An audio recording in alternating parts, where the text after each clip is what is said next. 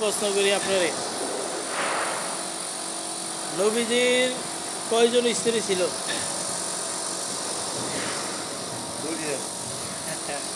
দুইজন। আচ্ছা, দেখা যাক কার উত্তরটি সঠিক হয়। রবিন ভাই? মা ফাতেমা না, মা ফাতেমা তো নবীজির কন্যা, নবীজির মেয়ে। মা ফাতেমা হচ্ছে নবীজির মেয়ে। নবীজির দুই বউ। আচ্ছা, দেখা যাক কারটা সঠিক হয়, দেখা যাক। নবীজির দুই বউ ছিল না, নবীজির হচ্ছে 13 বউ, 13 জন স্ত্রী, 13 জন,